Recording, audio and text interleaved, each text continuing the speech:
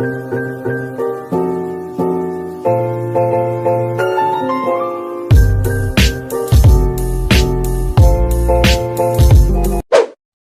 ini kami akan membahas mengenai titrasi asam basa atau asidi alkalimetri dengan menentukan kadar asetosal dan asam salisilat. Sebelum kita membahas mengenai percobaan tersebut, kita bahas dulu nih mengenai apa itu titrasi. Jadi, titrasi merupakan satu prosedur yang bertujuan untuk menentukan banyaknya suatu larutan dengan konsentrasi yang telah diketahui agar tepat bereaksi dengan sejumlah larutan yang dianalisis atau ingin kita ketahui nih kadarnya. Nah, terus titrasi ini, asam basa ini yang kita sebut sebagai asidi alkalimetri itu ada dua macam gitu. Ada asidimetri dan alkalimetri. Nah, untuk asidimetri, larutan baku yang kita gunakan itu larutan asam, sedangkan alkalimetri itu larutan baku yang kita gunakan yaitu larutan basah. Nah, sedangkan untuk prinsip dari titrasi asam basa ini yaitu larutan baku yang kita masukkan ke dalam biuret itu bakalan kita reaksikan ke larutan yang ingin kita ketahui kadarnya. Ya, larutan ini kita masukkan ke dalam Erlenmeyer. Jadi, larutan baku yang ada di biuret akan kita reaksikan sedikit demi sedikit ke dalam larutan yang ingin kita ketahui kadarnya di dalam Erlenmeyer. Nah, ketika sampai keduanya tepat habis dengan ditandai berubahnya warna indikator, nah ini disebut dengan titik akhir titrasi. Maka kita hentikan pemberian dari larutan baku tersebut. Tujuan dilakukan praktikum ini untuk mengetahui kadar asam salisilat dan asetosal dengan menggunakan penerapan asidi alkalimetri.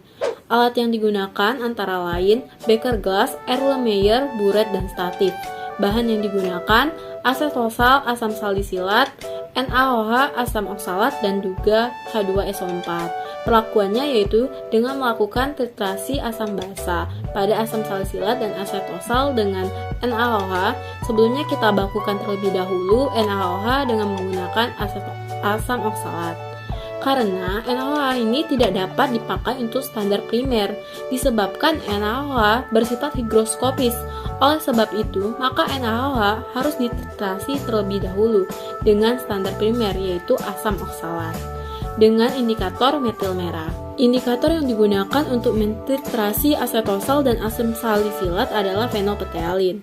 Fungsi dari penambahan fenolphthalin ini adalah untuk mengetahui titik akhir titrasi, yaitu berupa perubahan warna menjadi merah muda. Fenolphthalin memiliki nilai pKa sebesar 9,4 dan akan berubah pada rentang pH 8,4 sampai dengan 10,4.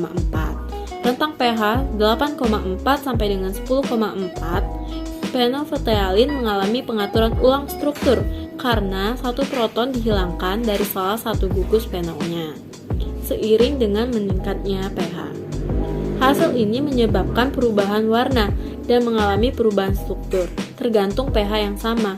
Itulah sebabnya mengapa PP sangat cocok digunakan pada metode titrasi asam basa. Yang pertama, masukkan NaOH ke dalam buret dengan bantuan corong, kemudian masukkan asam salisilat ke dalam Erlenmeyer. Lakukan titrasi NaOH dengan diteteskan secara perlahan melalui keran ke dalam Erlenmeyer. Erlenmeyer digoyang sehingga NaOH dapat bereaksi dengan asam salisilat. Penambahan NaOH dihentikan ketika sudah terjadi perubahan warna dalam Erlenmeyer. Catat volume NaOH yang dipakai, terus lakukan perhitungan sebagai berikut. Pertama, lakukan perhitungan pembakuan NaOH 0,1 N dengan asam oksalat dengan replikasi sebanyak 3 kali dan didapat volume NaOH sebagai berikut.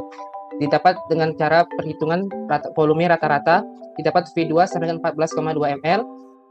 Pakai rumus V1 kali N1 sama dengan V2 kali N2. V1 diketahui 10, dikali N1 sama dengan 14,3 mili, dikali 0,1, 10 N1 sama dengan 1,43, maka N1 sama dengan 0,143.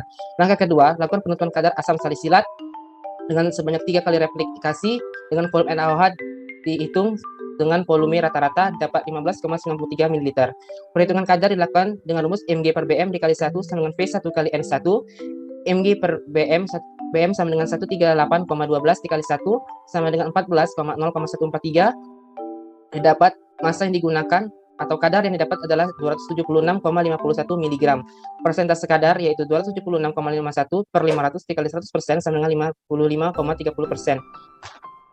Perhitungan persentase kadar serta kadar yang digunakan disesuaikan dengan ketiga replikasi volume NaOH yang didapatkan. Baiklah, selanjutnya adalah langkah kerja titrasi dari asetosal. Yang pertama, masukkan NaOH ke dalam buret dengan bantuan corong, masukkan asam salisilat Masukkan asetosal ke dalam Erlenmeyer. Lakukan titrasi NaOH dengan cara diteteskan secara perlahan melalui keran ke dalam Erlenmeyer.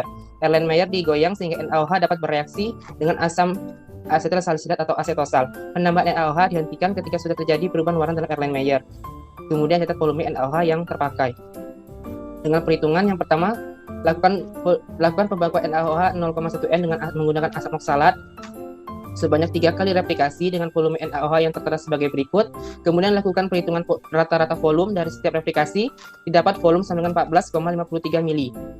Gunakan rumus P1 kali N1 sama dengan P2 kali N2. Kemudian masukkan angka 10 kali N1 sama dengan 14,53 dikali 0,1. Kemudian didapat N1 sama dengan 0,145 N. Kemudian lakukan penentuan kadar asetosal dengan menggunakan volume NaOH sebanyak 3 kali replikasi. Tentukan perhitungan kadar dengan menghitung mg per pm dikali 1 sama dengan P1 kali N1. mg per 138,12 kali 1 sama dengan 14,4 kali 0,145. Didapat kadar dari asetosal dari replikasi volume NaOH yang pertama itu 288,39. Lakukan perhitungan kadar dan persentase kadar sesuai dengan replikasi dari volume NaOH. Di sini mengapa menggunakan larutan baku sekunder NaOH? Karena di sini adalah menggunakan prinsip titrasi alkalimetri, di mana asetosal dan asam salisilat merupakan suatu zat yang tergolong dalam asam lemah. Maka zat yang tergolong asam lemah itu dapat dititrasi dengan menggunakan zat yang tergolong dengan basa yang kuat. Contohnya seperti NaOH ini.